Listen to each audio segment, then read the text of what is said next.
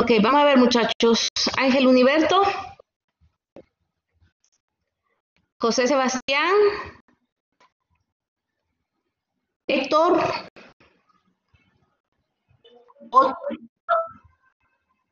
Otto, Presente, abogada, y listo para aprender el día de hoy.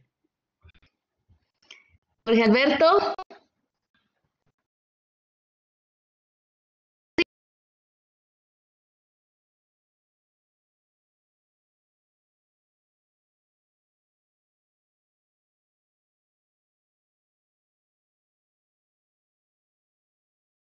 Florencia, Presente, abogada. Ángel, Jaime, Carlos Cobos, Karen, Presente, abogada. Débora, Valeria, Presente, abogada. Jennifer, Presente, abogada.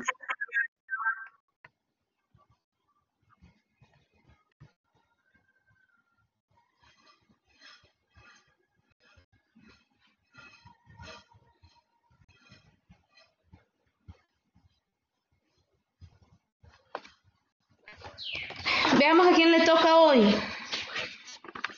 Nosotras, abogada. Otras abogadas. Ok. Diana, Astrid, Valeria, procedimiento administrativo. Correcto. Ok, Garen, ¿qué tema le di, Garen? Me dijo fases del procedimiento administrativo, abogada.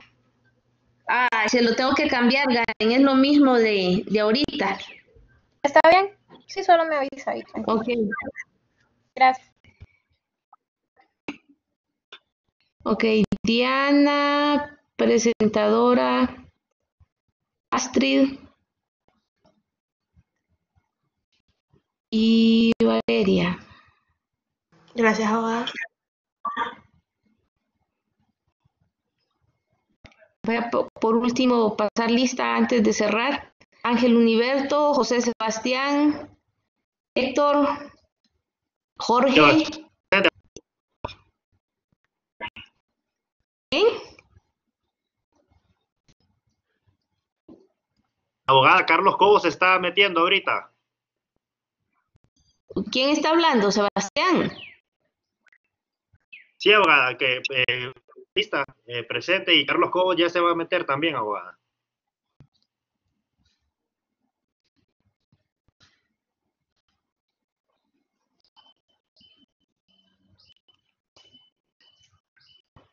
Amén.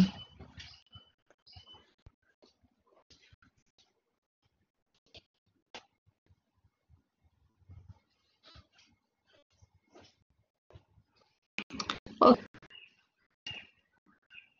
No, no le escucho, Jorge.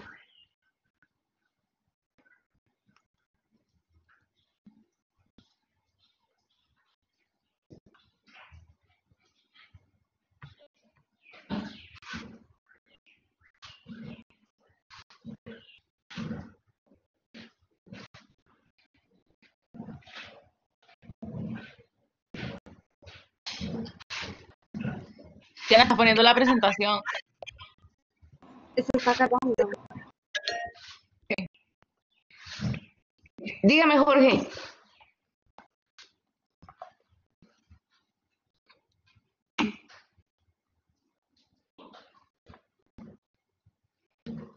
Ok, Carlos.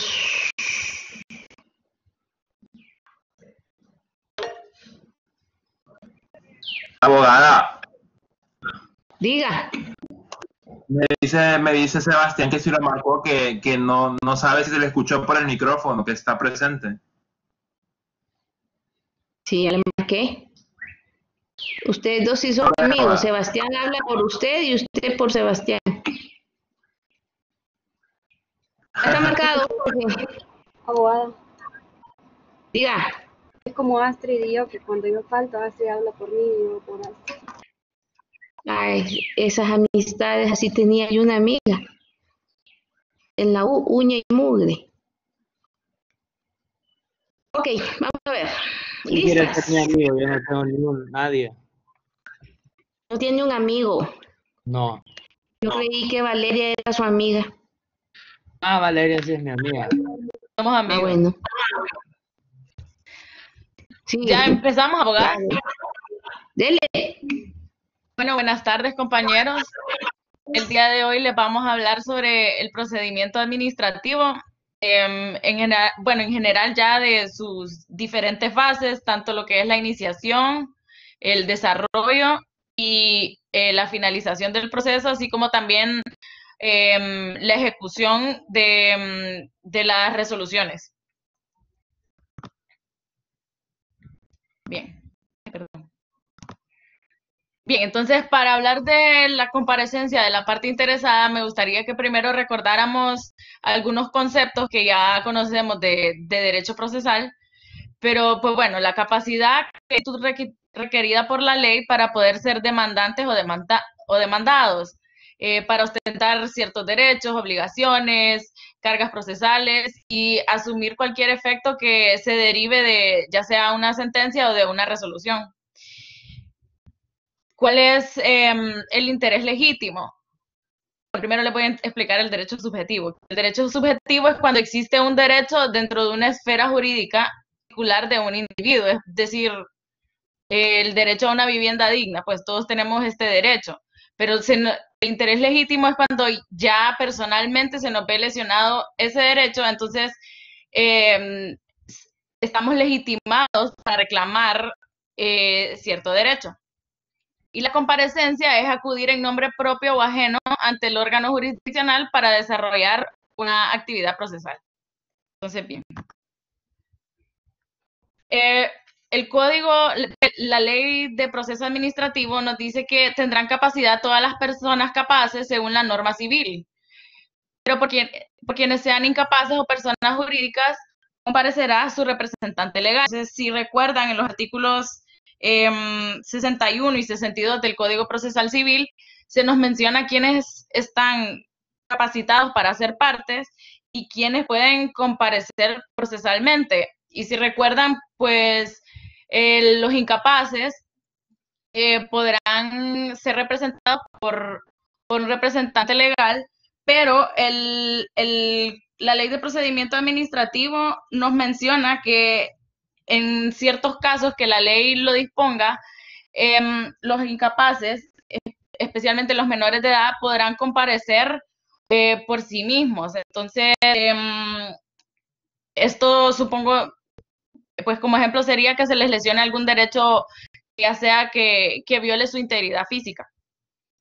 Serán parte interesada los titulares de derechos subjetivos o intereses legítimos que lo promuevan y aquellos a quienes pudiera afectar a sus derechos subjetivos o intereses legítimos la resolución que se dicte. Entonces, es decir que, por ejemplo, yo voy a reclamar un título de algún terreno, por ejemplo, pero también hay otra parte que esto le podría afectar porque hay alguna parte de disputa, etcétera. Entonces podría comparecer la otra parte que también pudiera ser afectado por esa resolución.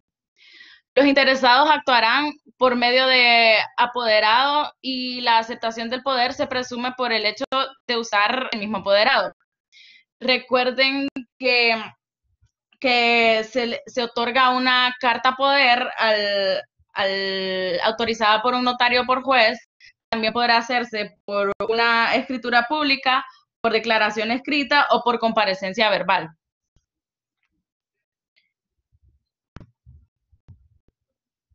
Bien.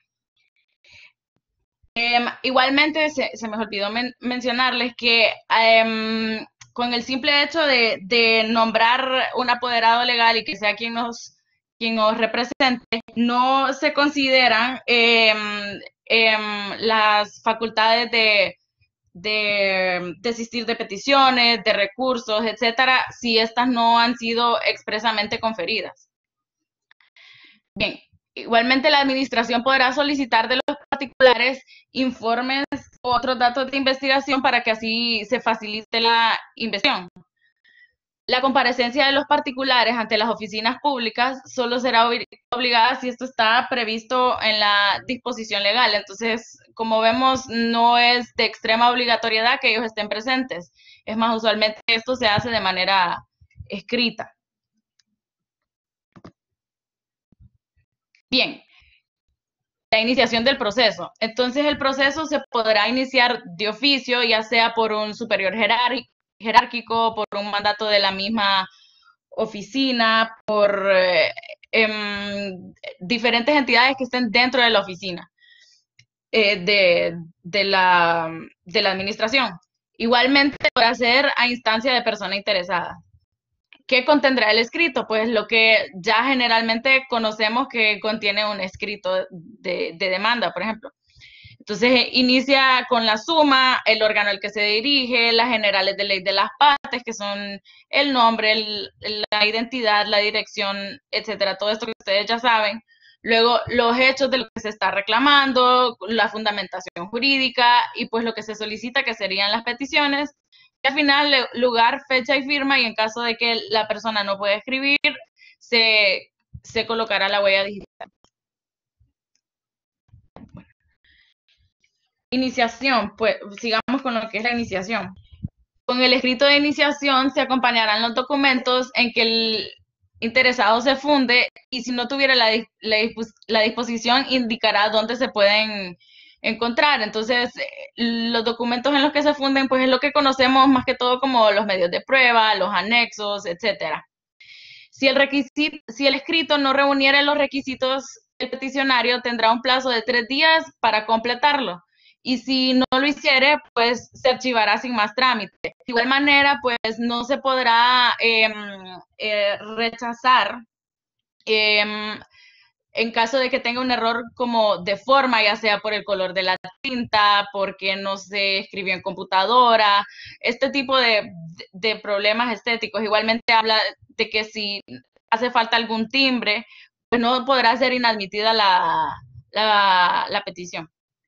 El órgano competente podrá adoptar las medidas provisionales que estime pertinentes para evitando siempre causar perjuicios. Esto es para que se pueda llevar a cabo de mejor manera el proceso. Esto es lo que usualmente conocemos como las medidas cautelares. Entonces, sí se podrán optar. Cuando se tramiten 2 o más expedientes separados que tengan conexión y puedan ser resueltos por el mismo o el órgano competente, se podrá hacer a petición de interesados de oficio una acumulación de pretensiones, que es lo que ya conocemos en derecho procesal civil, que si hay una conexión por economía procesal y celeridad procesal, pues se hará una acumulación de pretensiones. Iniciado el procedimiento y antes de los alegatos, la parte interesada podrá ampliar su petición. Bien, entonces ahora mi compañera Astrid les va a hablar del desarrollo del procedimiento administrativo. Bueno, buenas tardes compañeras y abogada. Antes de empezar, solo quería disculparme de antemano por si llego a estornudar o toser, estoy enferma y espero me disculpen. Ok, yo les voy a hablar un poquito sobre el desarrollo del procedimiento del acto administrativo. Entonces, para comenzar, quiero decirles que las partes dan los hechos invocados y hechos que ellos piensan que son relevantes para la decisión que el juez pueda tener para la resolución del conflicto.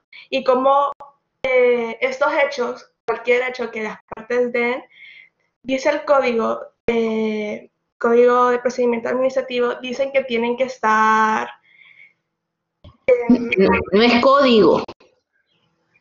Es ley, abogada, lo siento. Ley de Procedimiento Administrativo, lo siento, abogada. Es que estoy pensando ahorita que le voy a hablar sobre el Código Procesal Civil, porque tengo algo que mencionarle de eso y eso estaba pensando ahorita. Bueno, para cualquier hecho que tengan las partes, deben ser acreditadas por los medios de prueba. ¿Y qué es una prueba? Es la actuación que realizan las partes en entregar distintos documentos, testificaciones, para acreditar los hechos de los que están hablando.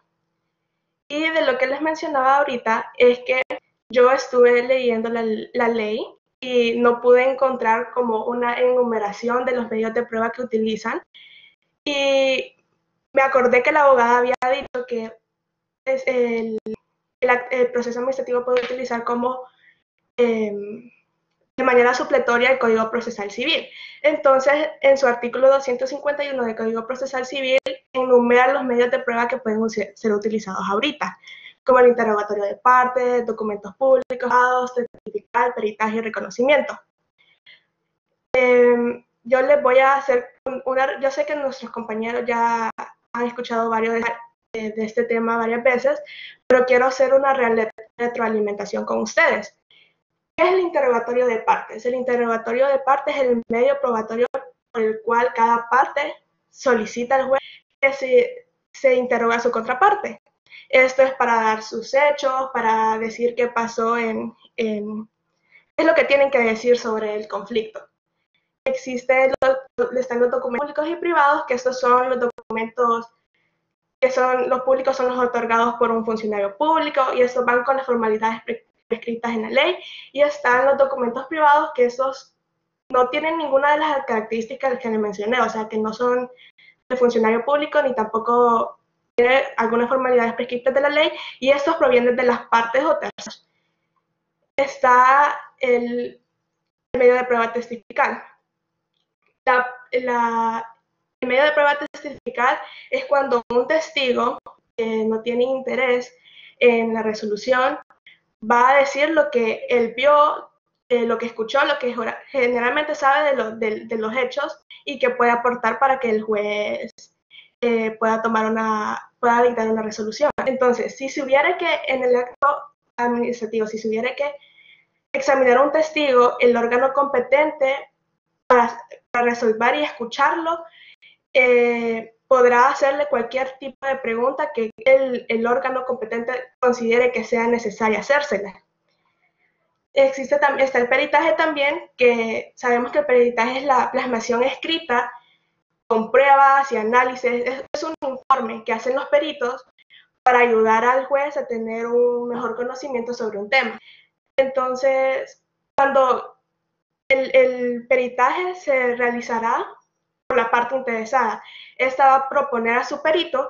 Entonces la parte interesada, una vez nombrado el perito, tiene 5 días el perito para manifestarse y aceptar el cargo.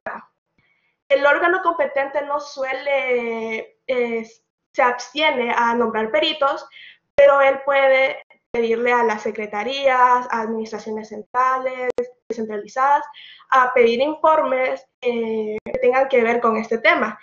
Y entonces a estos informes se le tienen que dar al órgano competente y no puede pasar de 15 días. Y en caso de que si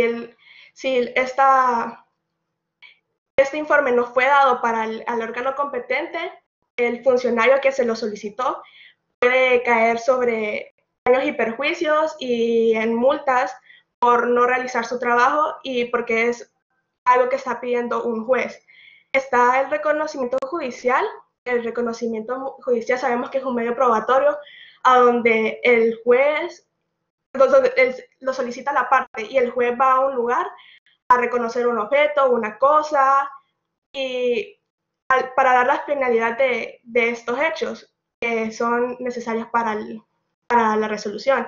Entonces, en caso de que el reconocimiento judicial fuera del lugar de la sede, el órgano competente, puede solicitar a la municipalidad que ayude a hacer ese reconocimiento, y la municipalidad tiene que hacer escritos y comunicaciones. Estas comunicaciones y escritos deberán ser firmadas por el oficial mayor de la Secretaría de Estado para dar un indicio de buena fe y para que sean totalmente aceptados. Entonces la administración apreciará libremente el conjunto de resultados de las pruebas con la sana crítica. Sabemos que la sana crítica es cuando un juez utiliza sus años de trabajo, lo que él ha estudiado, su lógica para dictar una resolución. Entonces se abre una valoración sobre el aprecio de todas estas medidas de prueba para poder dictar de manera razonable y fundada en el derecho una resolución del conflicto. Ahorita, aquí termina mi primera intervención, abogada, y yo les paso a mi compañera Diana para que termine con la finalización del procedimiento administrativo.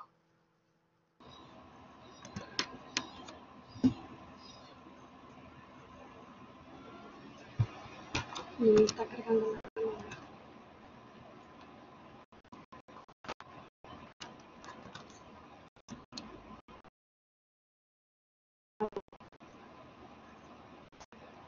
Ok. Como finalización del procedimiento administrativo hay tres, que es el desistimiento, la resolución y la caducidad. Entonces, como siguiente está el desistimiento. Entonces, el desistimiento es como, en esta parte las partes tienen como la unidad de, la parte interesada puede desistir en el proceso. Y el desistimiento es como la acción bueno, como había mencionado anteriormente, que le permite a la persona renunciar como al procedimiento antes de que haya una sentencia, se haya ejecutado una sentencia. Y por ejemplo, en materia civil, laboral, de familia, puede desistir de un proceso y cuando hay por ejemplo, el demandado tiene que ser notificado o informado que la demanda que había sido interpuesta en su contra, fue retirada y el juez es quien como determina si se da lugar o no. Y ahora dice que en cualquier momento la parte interesada, bueno, sí, ya las han mencionado anteriormente que la parte interesada puede existir en cualquier momento del proceso. Y el desistimiento debe formularse por escrito en caso de que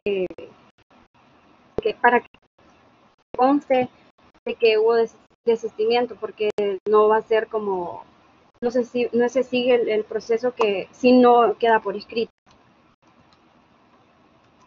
Ahora, bueno, dice, en la resolución que se dicte aceptando el desistimiento se declarará concluso el procedimiento y se archivará las actuaciones. Entonces, esto quiere decir que el desistimiento afectará solo cuando, por ejemplo, siento que estoy un poco nerviosa. Tiene que quedar, tiene que quedar por escrito y tiene que ser archivado el procedimiento para que tiene que quedar por escrito el desistimiento para que realmente la parte fue demandada. Lo siento, abogada. Bueno, dice cuando el procedimiento se ha personado o pesado se le dé petición que se manifieste o no en el procedimiento.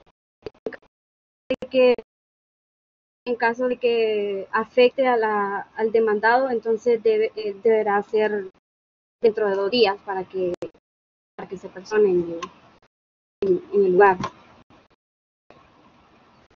Dice, cuando fueren varios formulen el primer escrito, el desistimiento afectará solamente a los que lo hubieran solicitado. Entonces, me habían dado un ejemplo de que, por ejemplo, digamos que son 5 personas, 5 administradores que proponen un escrito al órgano competente. Entonces, 2 de ellos deciden el procedimiento continuará con las otras 3 personas que quedaron en el proceso, pero se les quitará a las otras partes que se retiraron, o sea, que desistieron. Entonces, esto no afecta a las otras 3 partes que quedaron, a los otros administradores. Y bueno, la aceptación del desistimiento no se pedirá. Posteriormente se plantea igual a la retención. Yo había leído de eso que, por ejemplo, digamos que no sé, creo que confundí la información, pero había una parte donde decía que si una parte había hecho el proceso, ya no podrá continuar, o sea, ya no podrá seguir, porque ya literalmente renunció al proceso, por decirlo así. Ahora, la caducidad. La caducidad es como un instrumento o algo que hace que de cierta forma exige que se cumpla algo porque hay un plazo. Entonces es como también en este caso, digamos que hay la caducidad, la administración tiene como como tiene que resolver esa diligencia como en los plazos señalados por la ley. Y bueno, el procedimiento, también hay como, digamos que hay como inactividad de las partes, entonces esto prácticamente quiere decirte que no hay actividad de las partes, entonces por culpa del interesado, por decirlo así, se pausó por 30 días y después cuando vuelva a haber actividad por parte de la administración, entonces el proceso continúa. Dice, no procederá la declaración de la caducidad de la instancia en los casos siguientes, cuando se constare en el expediente que el interesado fue debidamente requerido para la presentación del documento. Entonces, si como el interesado no fue requerido, entonces la declaración de la caducidad, perdón, no será válida. Y cuando el interesado cumpliera el requisito justificar a la que le impida. Entonces, digamos que si el interesado, que necesita para el proceso, no cabe la caducidad en este proceso.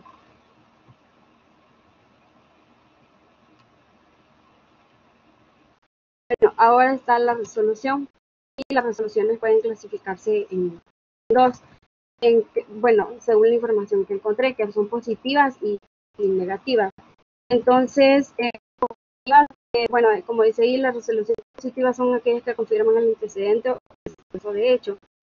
Y las negativas son las resoluciones que desmienten el supuesto. Entonces, la diferencia entre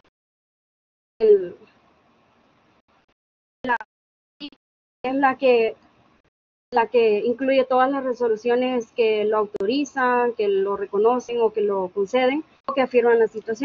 Las negativas solo incluyen como cuando se desniega, cuando se desautoriza o cuando no se le cede o no se confirma el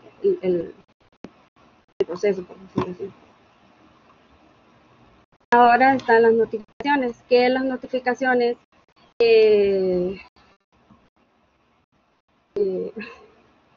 dice que se notificarán personalmente en el plazo máximo de 5 días a partir de su fecha.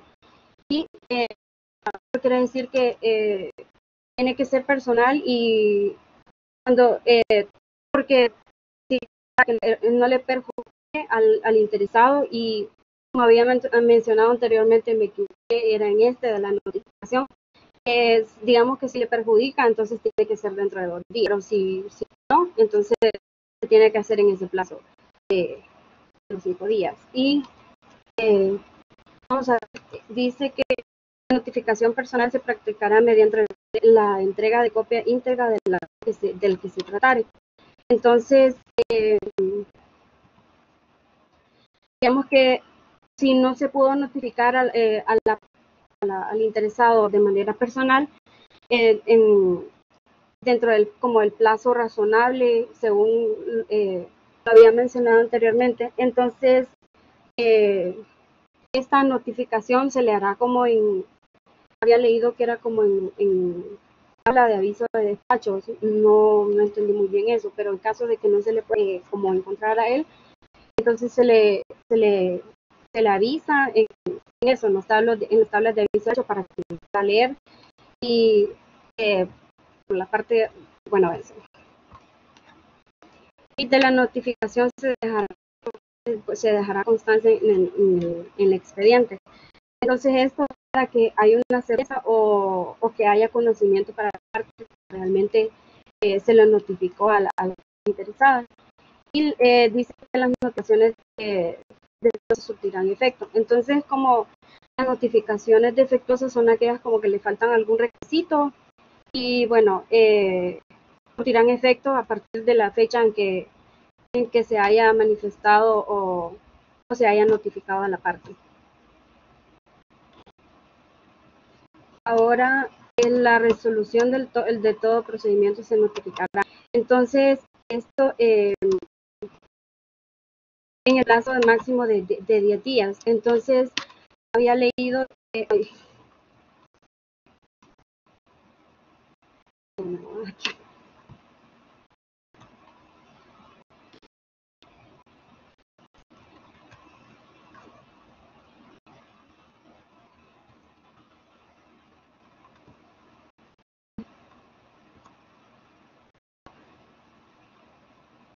así.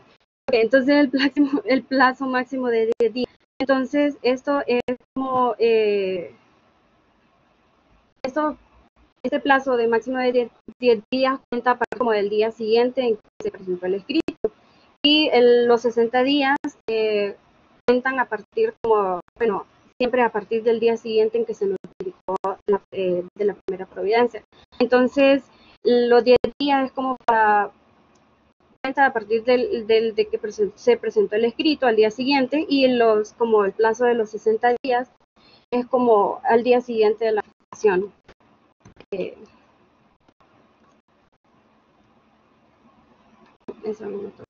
Bueno, ahorita me toca mi segunda intervención y yo les voy a estar hablando sobre la ejecución de las resoluciones. Entonces, de manera retroalimentación, la resolución es el acto administrativo que pone fin al procedimiento administrativo.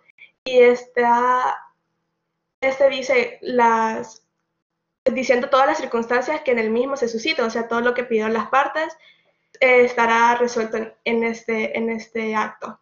Entonces, las resoluciones del órgano de administración pública se ejecutarán de 3 maneras: por la ejecución forzada sobre el patrimonio mediante el procedimiento de apremio, la ejecución subsidiaria y el cumplimiento forzoso. El día de hoy yo les hablaré sobre la ejecución forzada sobre el patrimonio mediante el procedimiento de apremio.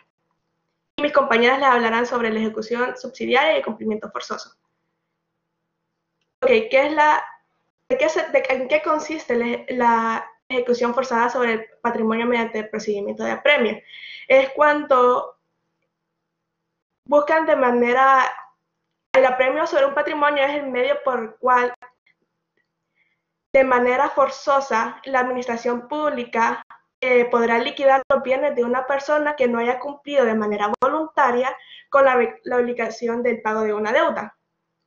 Entonces, ¿qué pasa si yo estoy en deuda con la administración pública y yo de manera voluntaria no pago? Entonces, quitada la resolución declarativa que acredita que yo estoy obligada a pagarle a la administración y yo no he satisfecho el pago, no lo he realizado, se podrá dictar una providencia de apremio para obligarme a mí a realizar el pago. Entonces quería explicarles un poquito, decirles el significado de la providencia, que son aquellas declaraciones de voluntad que se dictan por el juez que afectan el proceso. En este caso, la resolución ya está dictada, ya me dijeron que yo tenía que pagar, pero yo no lo realizo. Entonces me pueden poner una providencia para obligarme a mí a realizar el pago. Entonces, la providencia de apremio se deberá expresar en la resolución declarativa del crédito firme, o sea, del crédito que yo debo de pagar. Y cuando no lo he hecho voluntariamente una vez puesta en la resolución declarativa, yo tengo 24 horas para realizar el pago. ¿Qué pasa si yo no realizo el pago? Si yo no realizo el pago, me pueden embargar. Me embargan, y al embargarme, lo que puede hacer la administración es embargarme, o si ya lo habíamos establecido, me pueden embargar por cosas que yo tengo, o en caso de que yo haya puesto cosas que no existieran, la administración puede decidir embargarme otros bienes. Entonces, ¿qué pasa si cuando me embargan yo no tengo suficientes bienes o no te dice que lo que yo di para pagar la deuda no es suficiente para pagar lo que debo, me pueden seguir embargando otros bienes. Entonces, ¿qué pasa cuando mis bienes mis bienes están en otro lugar? Okay, lo que hace la administración es nombrar un depositario y esta persona guardará mis bienes hasta que la administración lo solicite. Va a guardar mis bienes, ok. Cuando guarda esta persona los bienes que me embargaron, sobre él recaerá también obligaciones por no cuidarlos y estará también obligado en pagar si pasa algo y eso.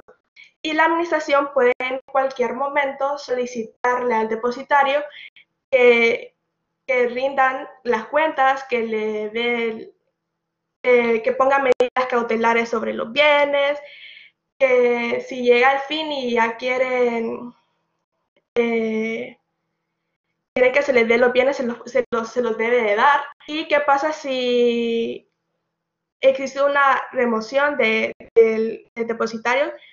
¿Qué significa remoción? Es cuando el depositario ya no puede realizar su trabajo, entonces tienen que nombrar a otro.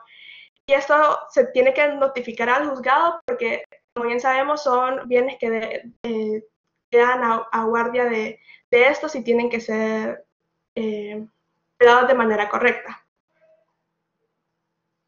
Ahora los dejo un poquito con mi compañera Valeria. Creo que ella es la que va a exponer sobre la ejecución subsidiaria. Sí. Antes de comenzar, solo quería corregir una información que les di que creo que no recuerdo bien ahorita si dije bien el número o no, pero cuando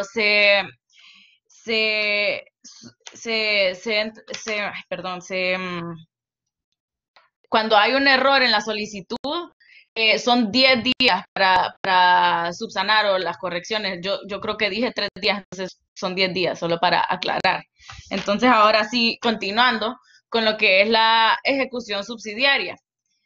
Entonces, bueno, ¿en qué consiste la ejecución subsidiaria? Pues consiste en la realización efectiva y material de la actividad, obra o trabajo que esté obligado el interesado que se lleve a cabo y se podrá hacer ya sea por la administración pública o a través de algún tercero que esté legalmente autorizado.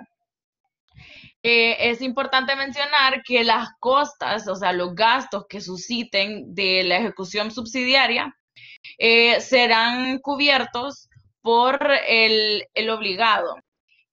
Igualmente, pues, las costas se cobrarán de acuerdo a lo que se dispone de la ejecución forzada sobre el patrimonio. Bien, el cumplimiento forzoso. Siempre que la ley lo autorice, se procederá al cumplimiento forzoso. Esto es cuando una obligación es personalísima, es decir, de dar, hacer o no hacer. Entonces se puede llevar a cabo lo que es el cumplimiento forzoso. La administración podrá hacer coacción a través de la fuerza pública. Siempre respetando los límites legales, o sea, se puede también llevar a cabo la clausuración de establecimientos y, por ejemplo, aquí es donde vemos muchas veces que clausurado por la ley porque no han pagado impuestos, entonces aquí es donde vemos ese tipo de cumplimiento. Igualmente, cuando la obligación no se cumpla por el administrado o la persona que está obligada a cumplirla, siempre que la naturaleza de la obligación lo permita, pues la administración discrecionalmente podrá convertir esa obligación en daños y perjuicios cobrables. Entonces vemos de que tendría pues un cargo todavía extra pues por el hecho de no cumplir con la obligación. Y pues para los tipos de ejecución existen algunas disposiciones comunes y estas son de que cuando sea posible elegir entre diversos medios de ejecución, siempre se va a escoger la que es menos onerosa. Entonces vemos que siempre se trata de favorecer y, y también que sea la adecuada para los efectos de que se cumpla la obligación. Igualmente,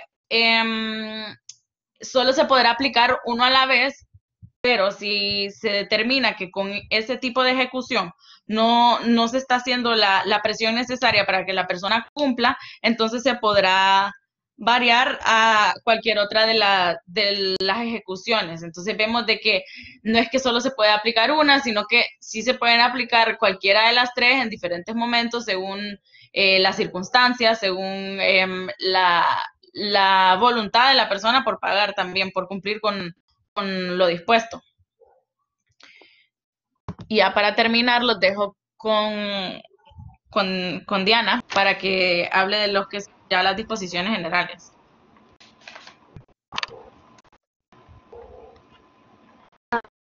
Nos dice que los funcionarios harán las medidas de crecimiento. Bueno, crecimiento o demora que sean necesarias para que se lleve a cabo el proceso. Y la tramitación de los expedientes como la tramitación interna, como del expediente, del proceso, y controla como la aprobación, toda la documentación que lleva como la fase del proceso, ya sea la aprobación, la publicación, la adjudicación, y bueno, eso. En el caso de que se advirtieran retrasos injustificados o defectuosos, se tramitará como el cumplimiento de los plazos legales o regulados durante el procedimiento y se presentará una queja.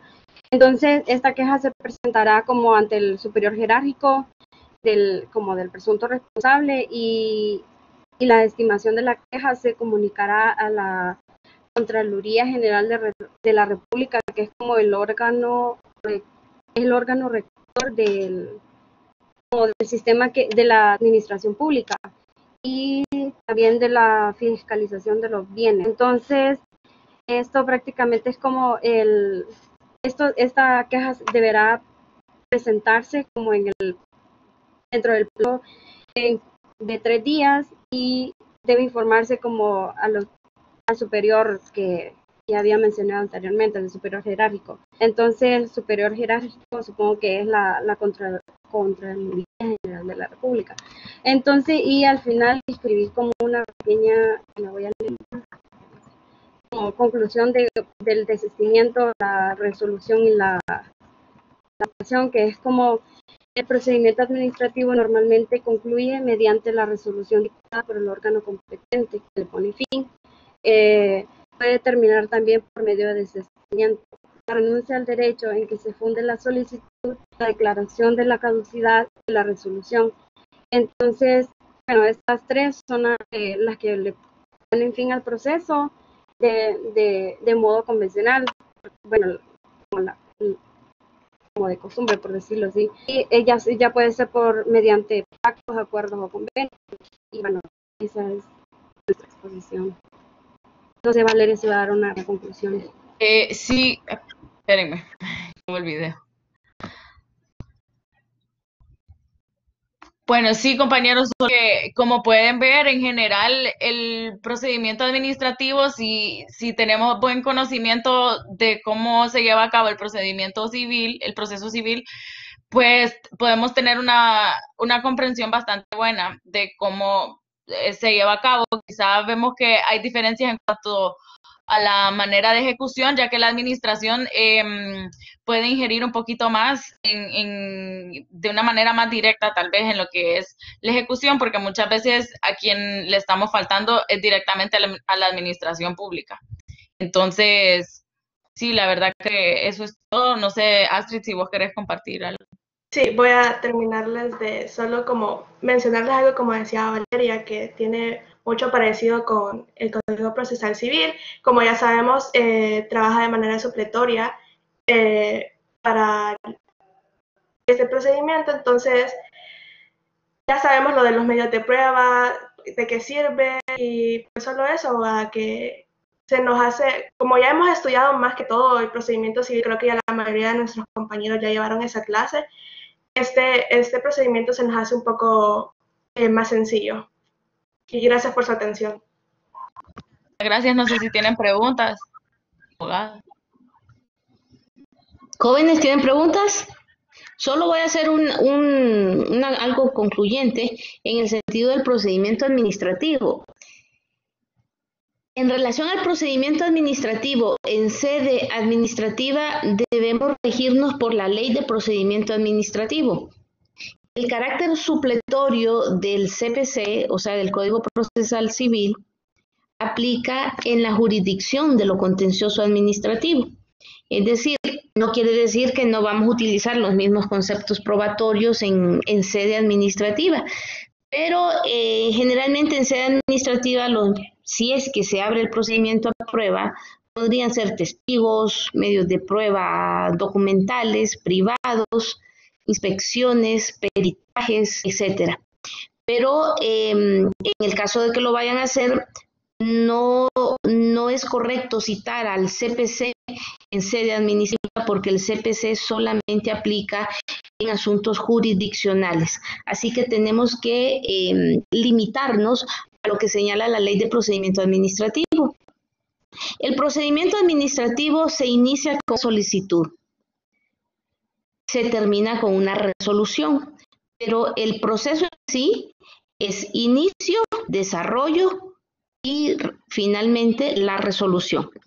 Dentro del desarrollo pueden realizarse actuaciones de prueba, pero uno de los puntos indispensables dentro del procedimiento administrativo es el dictamen obligatorio del departamento legal de la oficina donde estemos tramitando el procedimiento.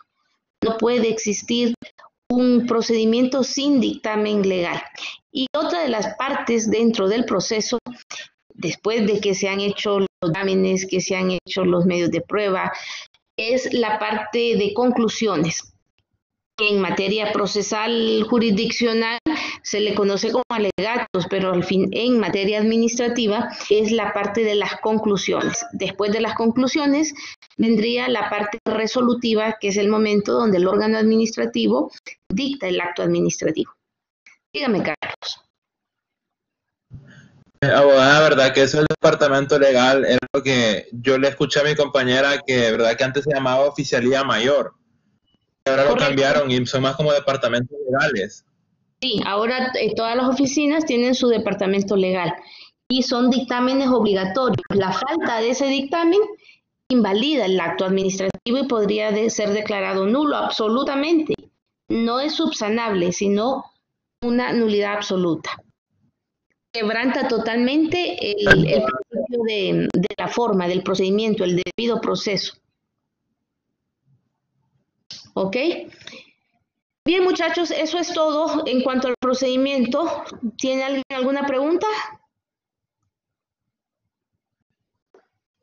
Bien, entonces hoy podríamos terminar temprano y continuaríamos el lunes y martes, que son los 2 días de clase, y miércoles comienza su feriado y quedamos listos para la siguiente semana, que son los exámenes.